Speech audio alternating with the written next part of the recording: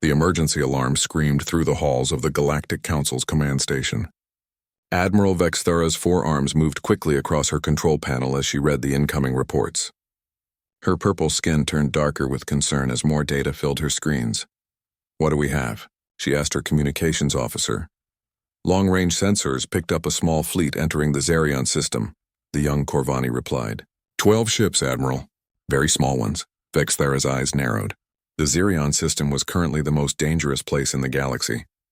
3 major powers were fighting for control of its rich mining worlds. Her own Corvani hegemony had 200 massive warships in the area. The Zephyrian Empire had brought their famous crystal destroyers. Even the mysterious Void Hunters had shown up with their Black Fleet. And now someone had sent 12 tiny ships into this mess. "Show me," she ordered. The main screen lit up with sensor data. Vexthara stared at the readings and felt her confusion grow. The ships were incredibly small. Each one was barely the size of a Corvani shuttle. They moved in a tight formation, heading straight through the contested space like they owned it. "Are they insane?" muttered her weapons officer. Within minutes, the emergency council session was called. Representatives from all the major fleets gathered in the holographic meeting room. Admiral Vexthara looked around at the familiar faces. There was General Crix of the Zephyrian Empire, his crystal armor gleaming. Captain Doomsinger from the Void Hunters floated in his dark environmental suit. A dozen other commanders from smaller but still powerful fleets filled the virtual space. "Someone explain this to me," General Crix began, his voice crackling with energy. "Who sends 12 toys into a war zone?" The intelligence officer, a nervous Trilaxian with too many eyes, brought up the sensor data. "The ships appear to be from an unknown species. Our databases have very little information. They call themselves humans and come from a small world on the galactic rim." Laughter erupted from several commanders. Captain Doomsinger's mechanical voice wheezed with amusement. "Humans? Never heard of them. They must be new to space travel," suggested Admiral Vexthara. "Maybe they don't understand what they've flown into. Or maybe they're completely stupid," General Crix added, causing another wave of laughter. The Trilaxian intelligence officer continued reading. "According to our limited files, they only achieved faster-than-light travel about 50 years ago. Their technology appears to be basic.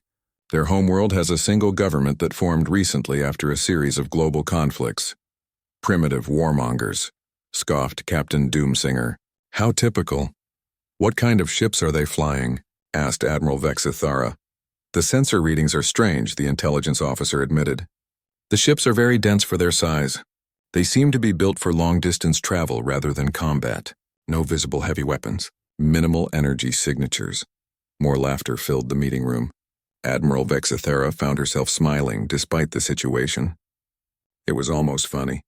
Here they were, the galaxy's most powerful military forces, locked in a deadly struggle for control of an entire star system. Massive dreadnoughts that could crack planets faced off against each other, and into this chaos came 12 tiny ships from some unknown species that had barely learned to leave their own world. "Maybe they're lost," suggested a commander. "From the Helix Confederation.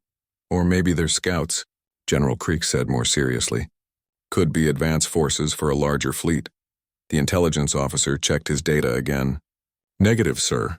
Our deep space monitors would have detected any large fleet movements in this sector. These 12 ships appear to be alone."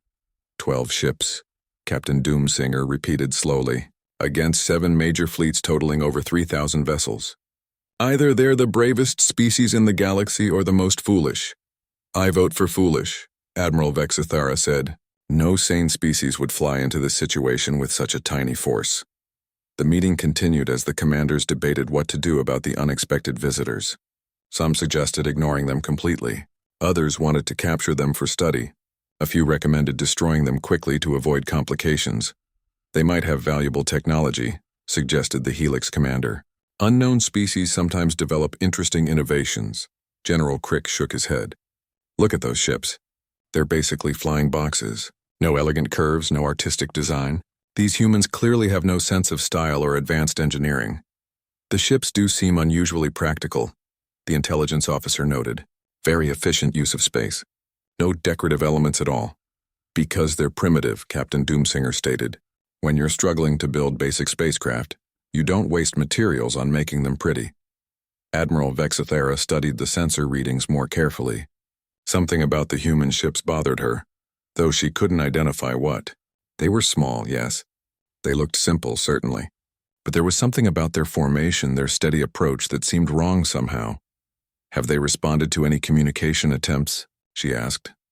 "We haven't tried contacting them yet," the communications officer replied. "Should we warn them away from the combat zone?" "Warn them?" General Crix laughed. "Why bother? They'll figure it out when the shooting starts." "Actually," Admiral Vexithera said slowly, "I'm curious about them. Open a channel. Let's see what these humans have to say for themselves." The other commanders agreed, mostly because they found the situation amusing. Here was a perfect opportunity to have some entertainment before returning to their serious war. As the communications officer worked to establish contact, the commanders continued joking about the tiny human fleet. They made bets about how quickly the humans would turn around and flee. They wondered if the ships would simply break apart from the stress of combat. "Maybe we should capture one," suggested the Helix commander. "Keep it as a museum piece. The day the galaxy's smallest fleet tried to interfere in a real war." "I'll take 2, General Crix said. "One for each of my flagship's trophy rooms." Captain Doomsinger's mechanical voice buzzed with amusement. "We could start a collection. Primitive species who didn't know better." The laughter continued until the communications officer announced success. "Channel established, Admiral. The lead human ship is responding." Admiral Vexithera straightened in her command chair. "Put them through." The main screen flickered and showed the interior of what was clearly a spacecraft bridge, but it didn't look like any bridge Vexithera had ever seen. The walls were plain metal. The controls looked simple and functional. Everything was clean but basic, and sitting in the center of it all was a human. The being looked surprisingly ordinary. 2 arms, 2 legs, a single head with 2 eyes. No impressive armor or exotic biological features. The human wore a simple uniform that looked almost military but without any obvious decorations. "Hello," the human said calmly. "This is Captain Sarah Chen of the exploration vessel Endeavor. Thank you for opening communications." The voice was steady and pleasant, not what Admiral Vexithera had expected from someone flying into a war zone. But something about the human's calm demeanor made her feel uneasy.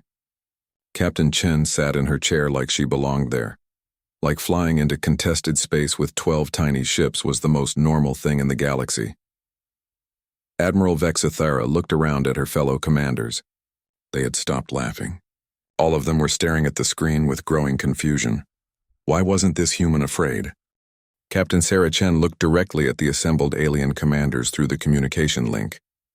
Her brown eyes showed no fear, no concern, just mild interest. She might as well have been discussing the weather. Instead of facing down the galaxy's most powerful military forces, "I hope we're not interrupting anything important," she said, with what Admiral Vexithera could only describe as politeness. "General," Crix found his voice first, "you're flying into an active war zone with 12 ships. Are you completely insane?" Captain Chen tilted her head slightly. "War zone? Oh, you mean the territorial dispute over the mining rights? Yes, we detected the military activity. We're just passing through, if that's acceptable." The casual way she dismissed their massive conflict as a simple territorial dispute sent an odd chill through the meeting room. Admiral Vexithera noticed that several commanders had stopped smiling. "Passing through?" Captain Doomsinger's mechanical voice carried a hint of disbelief. "Do you understand what you've entered? This system contains the largest military engagement in this sector's recent history." "We noticed the ships," Captain Chen replied. "Quite impressive. We counted roughly 3,000 vessels from 7 different civilizations. Your fleet compositions are fascinating from an anthropological perspective." She had counted their ships, all of them. And she spoke about it like she was discussing interesting rocks she'd found on a beach.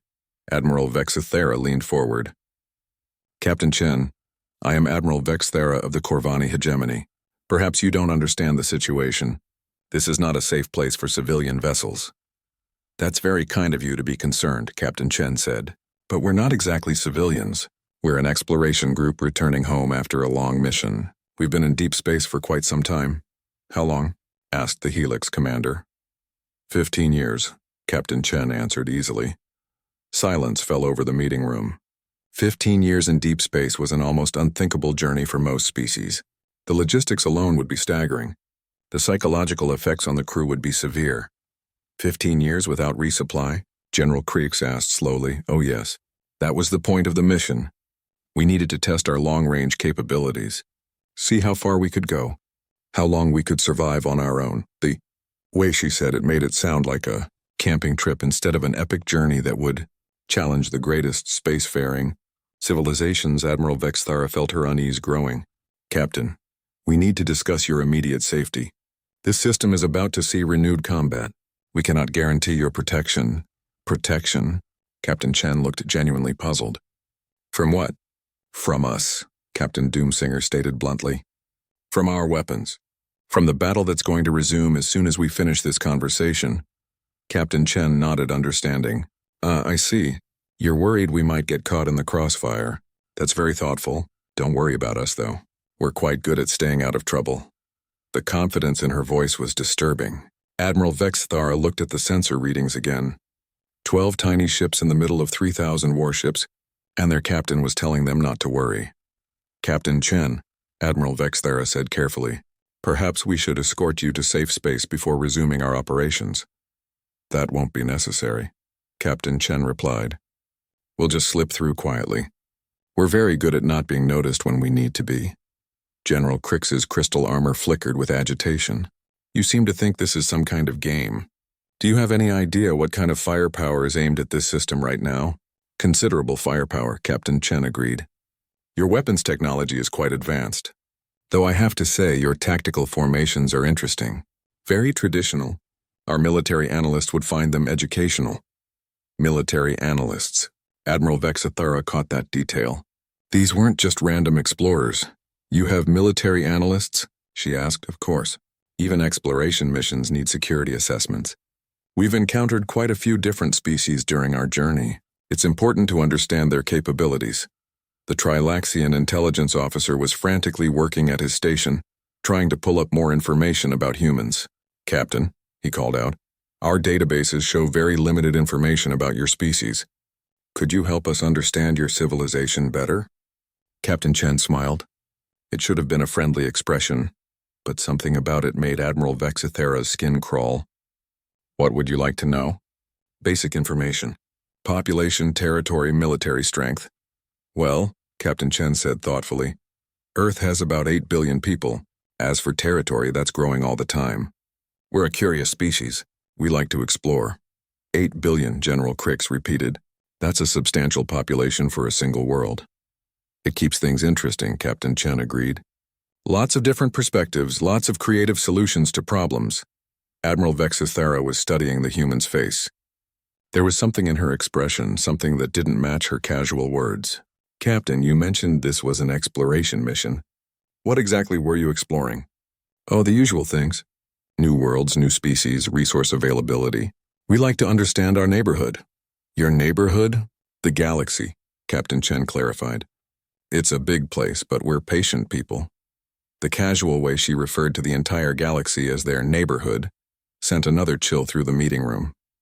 Admiral Vexthara noticed that Captain Doomsinger had gone completely still. Captain, the Helix commander interjected, when you say you've been exploring for 15 years, how much territory have you covered? Captain Chen looked thoughtful. Hard to say exactly.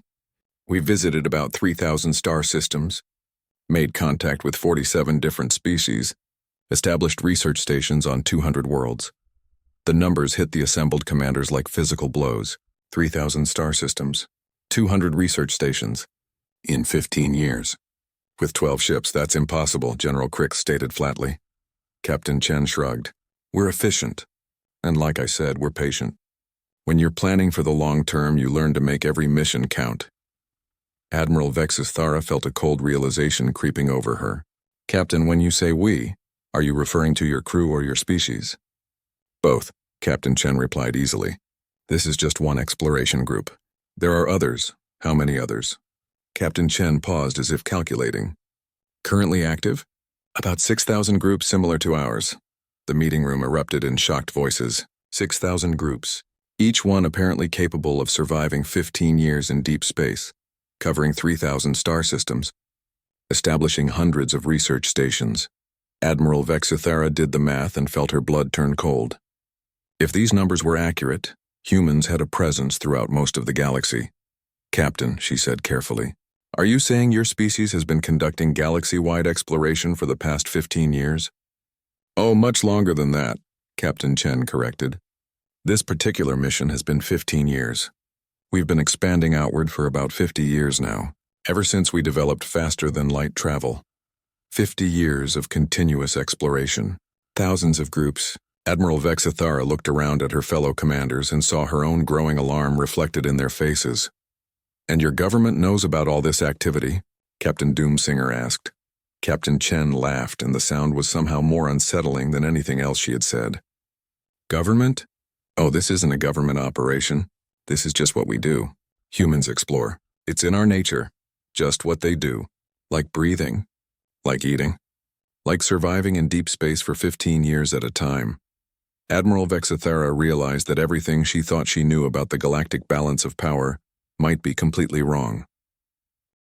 Admiral Vexithara made a decision that would haunt her for the rest of her life. "Captain Chen, we need to inspect your vessels." It was a standard procedure when unknown ships entered contested space. Every commander in the meeting agreed immediately. They needed to understand what they were dealing with. Captain Chen nodded easily. "Of course. You're welcome to come aboard.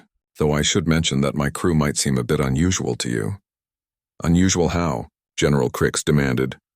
"Well, we've been in deep space for 15 years. We've had to adapt to some challenging circumstances. We might not behave exactly like you expect." Admiral Vexithara felt another warning bell in her mind, but she ignored it. "We'll send boarding parties from 3 different fleets. Standard inspection protocol." "Wonderful," Captain Chen said with that unsettling smile. "We'll prepare to receive you. Which ships would you like to visit?" Within an hour, boarding shuttles from the Corvani, Zephyrian, and Void Hunter fleets were approaching the human vessels. Admiral Vexithara led the Corvani team herself. She had to see these humans up close. The human ship looked even stranger when viewed directly. The hull was a dull gray metal with no decorative elements at all.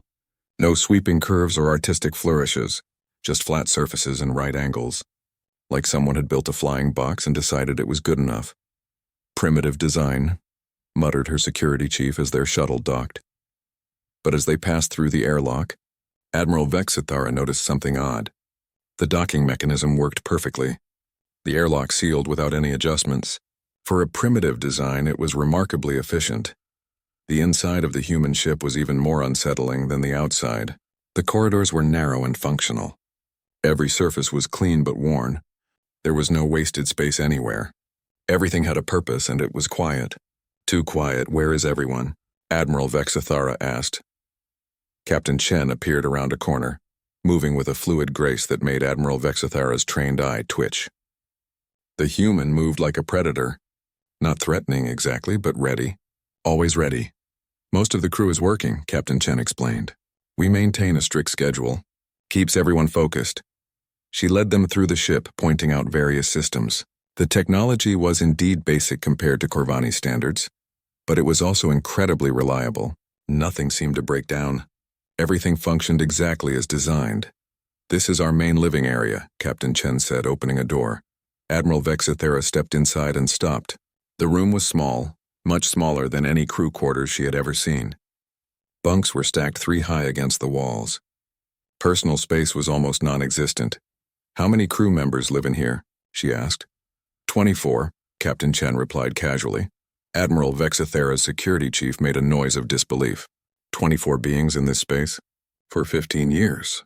"You get used to it," Captain Chen said. "Humans are very adaptable." They met more crew members as the tour continued. Each one moved with the same predatory grace as their captain. They were polite, even friendly, but there was something in their eyes that made Admiral Vexithara uncomfortable. "Tell me about your mission," she said as they walked. "Standard exploration protocol," Captain Chen replied. "We identify suitable worlds, establish research stations, make contact with local species, gather information." "What kind of information?" Captain Chen looked surprised by the question. "Everything. Climate data, resource surveys, biological samples, cultural information about any species we encounter. Military capabilities, if relevant." Military capabilities. There it was again. "And you've been doing this for 15 years without returning home?" "Oh yes. The mission parameters were quite clear. We were to stay out until we had thoroughly mapped our assigned sector. Admiral Vexithera stopped walking. Assigned sector? Each exploration group gets a sector to map. Prevents overlap. Ensures complete coverage. The implications hit Admiral Vexithera like a physical blow. Assigned sectors. Complete coverage. This wasn't random exploration. This was systematic mapping of the entire galaxy. They continued the tour, and Admiral Vexithara's unease grew with every room they visited. The humans lived in conditions that would break most species. They had turned their ship into a perfect survival machine, eliminating every luxury, every comfort, everything that wasn't absolutely necessary. "This is our medical bay," Captain Chen said, opening another door. The room was tiny but incredibly well organized. Medical equipment lined every wall. But what caught Admiral Vexithera's attention was a series of freezer units along one wall. "What's in those?" she asked. "Biological samples," Captain Chen replied. "We've collected specimens from every world we've visited. And this section?" Admiral Vexithara pointed to a different set of freezers. Captain Chen's expression didn't change. "Crew members who didn't make it." The casual way she said it made Admiral Vexithera's blood turn cold. "Didn't make it? 15 years is a long time. We've lost 37 people during the mission. Equipment failures, accidents, a few diseases we encountered. And you kept the bodies? Of course. They're still useful." Admiral Vexithera felt sick. "Useful how?" Captain Chen looked genuinely puzzled by her reaction. "Medical research, mostly. Understanding how human physiology responds to long-term deep space exposure. Plus, the organic compounds can be recycled if food becomes scarce." The room seemed to spin around Admiral Vexithera.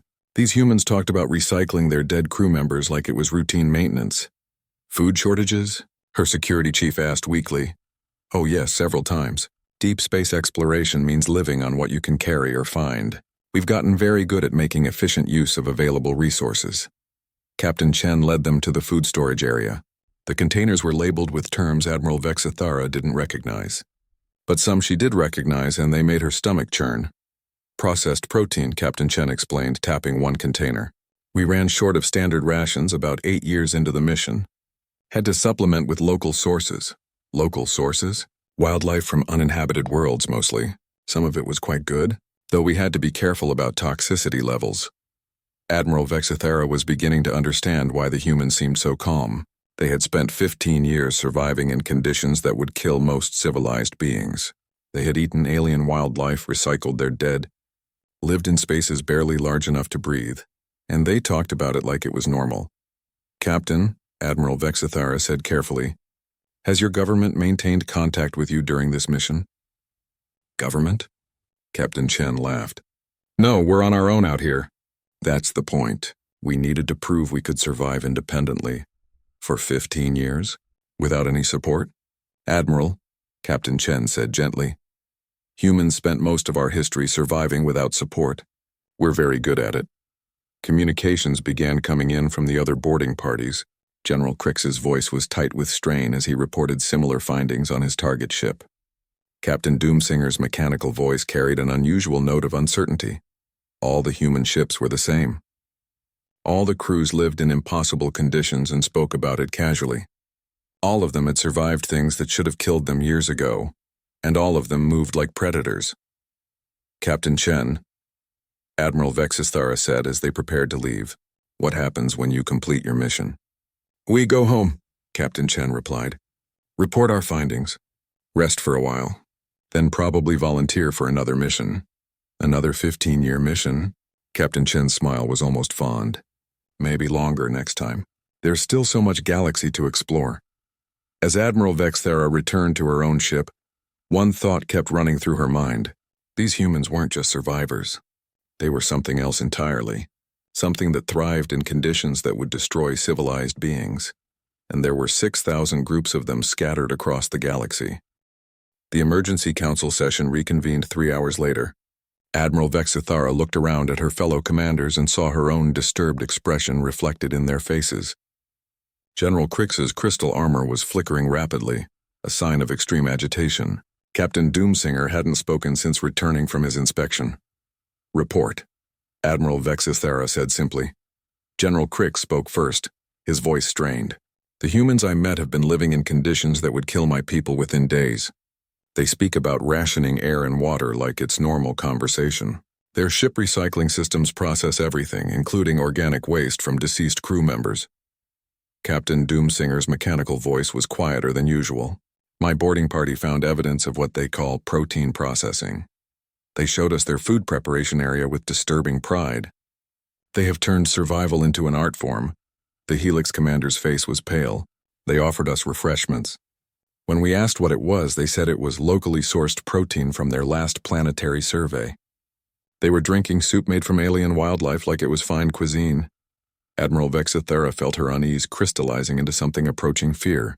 Did any of you ask about their exploration goals? I did, said the Trilaxian intelligence officer. They showed me their star charts. Admiral, they've mapped everything. Every inhabited system, every resource deposit, every strategic position in their assigned sector. He brought up a holographic display that made everyone in the room fall silent. It was a three-dimensional map showing human exploration routes. Thousands of lines connected star systems across vast regions of space. This is just one exploration group's area, the intelligence officer continued. According to their records, they've established research stations on 200 worlds. They've made detailed contact with 47 different species. They know the military capabilities, resource levels, and strategic weaknesses of every civilization in their sector. General Crix leaned forward. Show me the Zephyrian territories. The display zoomed in on Zephyrian space. Red dots marked human research stations. There were dozens of them scattered throughout the Empire's outer territories. They've been watching us, General Crix said quietly. All of us. Admiral Vexithera corrected. Show me Corvani space, more red dots. More research stations. The humans had established a presence throughout the galaxy's major civilizations without anyone noticing. Captain Doomsinger finally spoke. The crew I met mentioned something about cultural integration studies. They've been learning how we think, how we fight, how we govern ourselves. Admiral Vexithera felt a chill run down her spine. Did you ask Captain Chen about this? I tried to establish contact again after our boarding parties returned, the communications officer reported. But the human fleet has moved deeper into the system. They're maintaining radio silence? Can we track them? They seem to know exactly where all our sensor networks are positioned. They're moving through gaps in our coverage.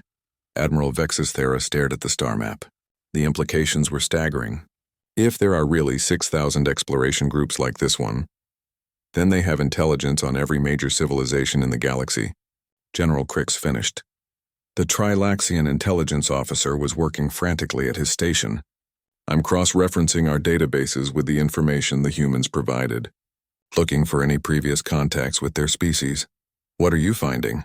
References to research missions and cultural exchanges going back decades. Always small groups, always peaceful, always asking scientific questions. We classified them as harmless academic expeditions. Admiral Vexithera felt her world shifting beneath her. How many references? Thousands. Across all major civilizations. And Admiral, the intelligence officer's voice trailed off. What? The pattern. The humans always arrived during periods of political transition or military buildup. They asked questions about our response capabilities, our alliance structures, our resource distribution networks. Captain Doomsinger's mechanical voice carried a note of understanding. They were gathering intelligence. For 50 years, Admiral Vexithera said quietly. They've been studying us for 50 years. The room fell silent as the commanders absorbed this revelation. The galaxy's major powers had been so focused on watching each other that they had completely ignored the small, peaceful humans asking innocent questions about their civilizations. There's something else, the intelligence officer continued. I found references to human trade missions and supply runs between their research stations. They've been building a logistics network. Show me, Admiral Vexithera ordered. The star map updated to show supply routes connecting human research stations. The network was extensive, efficient, and completely hidden within normal interstellar traffic patterns. They could move resources, equipment, or personnel anywhere in the galaxy without being detected. General Crix observed. Or military forces. Captain Doomsinger added ominously. Admiral Vexithera was beginning to understand the true scope of what they were dealing with. This isn't just exploration. This is preparation. Preparation for what? asked the Helix commander. Before anyone could answer, the communications officer's station erupted with alerts. Admiral, the human fleet is requesting communication again. Put them through. Captain Chen's face appeared on the main screen. She looked exactly the same as before, calm and pleasant. But now Admiral Vexthera could see something else in her expression. Something that had been there all along, hidden beneath the friendly demeanor. Admiral Vexthera, Captain Chen said with a smile. I hope our visit was informative. Quite informative, Captain. We have some additional questions. I'm sure you do, but I'm afraid we need to continue our journey home. We have a schedule to maintain. Admiral Vexthera made a decision. Captain, we cannot allow you to leave until we understand your true intentions. Captain Chen's expression didn't change, but something shifted in her eyes. Our intentions, Admiral? Your species has been conducting intelligence-gathering operations throughout the galaxy for decades. We need to understand why. Captain Chen was quiet for a moment. When she spoke again, her voice carried a different tone. Still pleasant, but with an undertone of something that made Admiral Vexthera's skin crawl. Admiral, has it occurred to you that you might be asking the wrong question? What do you mean? You're asking about our intentions. But the more important question is, what are you going to do about it? The casual way she said it made the threat clear. Here was a human captain, commanding 12 tiny ships in the middle of the galaxy's largest military concentration, essentially challenging 3,000 warships. Captain, General Crix interjected, you seem to misunderstand your situation. Captain Chen's smile widened. Do I? General, what exactly do you think our situation is? You're outnumbered 3,000 to 12, are we? Captain Chen asked softly. How do you know? The question hit the assembled commanders like a physical blow. How did they know? They had detected 12 ships, but the humans had proven remarkably good at avoiding detection when they wanted to.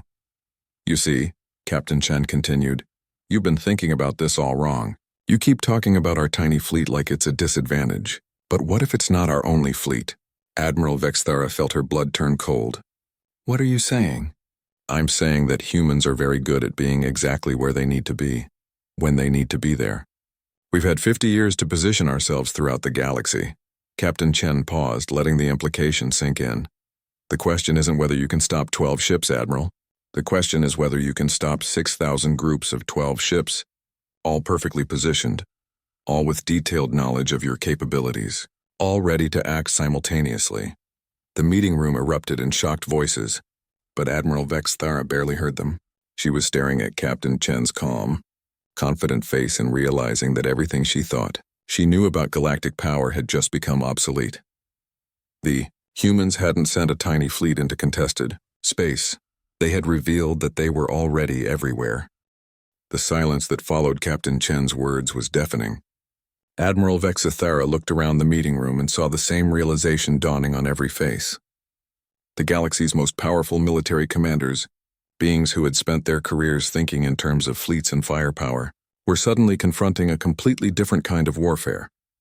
You're bluffing, General Crix said finally, but his voice lacked conviction. Captain Chen's smile never wavered. Am I? General, how many human research stations are there in Zephyrian space right now? General Crix's crystal armor flickered as he checked his intelligence reports. His face grew pale as he read.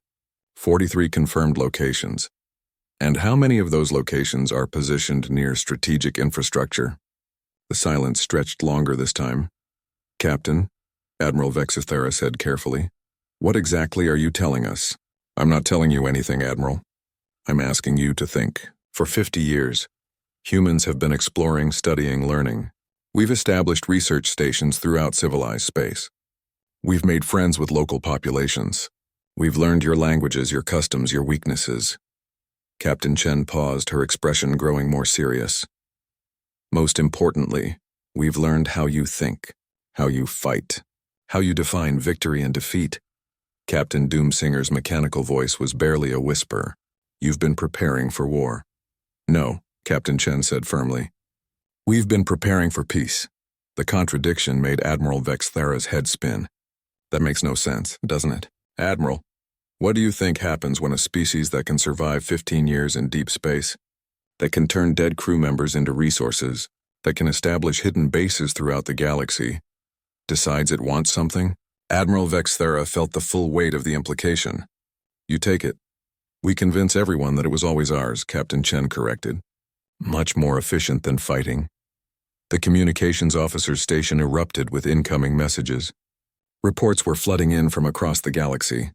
Human research stations that had been classified as harmless scientific outposts were suddenly revealing their true nature. Admiral, the Trilaxian intelligence officer called out urgently, I'm receiving reports of simultaneous activity at human installations across multiple sectors. They're not hiding anymore. What kind of activity? Infrastructure upgrades, personnel increases, communication network expansion. It's like they've all received the same signal. Admiral Vexthera realized with growing horror that they probably had. Captain Chen, what signal did you send? I didn't send anything, Admiral. I just stopped pretending we weren't here. More reports poured in. Human research stations were revealing themselves to be sophisticated bases with advanced technology. Cultural exchange programs were actually intelligence networks. Trade missions were military supply lines. How many beings are involved in this operation? General Crix demanded. Captain Chen considered the question. Well, each exploration group is about 300 people. 6,000 groups makes about 2 million. Then there are the station personnel, the support networks, the cultural integration specialists. She trailed off as if the number was too large to calculate quickly. Admiral, the intelligence officer interrupted. The Corvani home system is reporting unusual activity at 17 different human installations. They're requesting instructions. Admiral Vexthera felt a moment of pure panic. 17 installations in her home system. Installations she had never known existed, Captain, she said, trying to keep her voice steady. What do you want? Want? Captain Chen looked genuinely puzzled. Admiral, I think you're still misunderstanding. We're not conquerors. We're explorers. We don't want to take anything from you. Then what is this? This is us explaining why that won't be necessary. The subtle threat in her words was unmistakable. Admiral Vexthera began to understand the terrible elegance of the human strategy. They hadn't built an invasion fleet. They had built an infiltration network, so complete that invasion was unnecessary. You've been positioning yourselves to control everything without fighting for it, Captain Doomsinger observed. We've been positioning ourselves to belong everywhere, Captain Chen corrected. There's a difference. What difference? Conquerors take territory and then have to hold it. Natives just live there. Admiral Vexthera felt a chill as she realized what Captain Chen was describing. You're not planning to invade. You're planning to already be there. Admiral, we already are there. We have been for decades. Your people trade with us, work with us, trust us. Your children learn from our teachers. Your scientists collaborate with our researchers. The truth hit Admiral Vexthera like a physical blow. The humans hadn't been gathering intelligence about alien civilizations. They had been integrating with them. The research stations, she said quietly, are full of beings who consider themselves part of local communities, Captain Chen confirmed. Humans who have lived on your worlds for decades, who speak your languages fluently, who understand your cultures better than you understand them yourselves. And their children? Captain Chen's smile was almost fond. Born on your worlds, citizens of your nations, loyal to their homes. Admiral Vexthera realized they were looking at something far more sophisticated than military conquest. You're not taking over civilizations. You're becoming part of them. From the inside, General Crix whispered. With complete understanding of how they work, Captain Doomsinger added, and the ability to influence them in ways they'll never notice. Admiral Vexthera finished. Captain Chen nodded approvingly. Now you're beginning to understand. Humans don't conquer galaxies, Admiral. We populate them. The reports continued flooding in. Every major civilization was discovering that humans had established deeper roots in their territory than anyone had imagined. Research stations were revealing themselves to be permanent settlements. Cultural exchange programs were actually immigration initiatives. Scientific collaborations were technology transfer operations. Captain, Admiral Vexthera said desperately, if this is all peaceful integration, why reveal it now? Why show us your hand? Captain Chen's expression grew serious. Because you were about to start a war over this system. And wars are wasteful.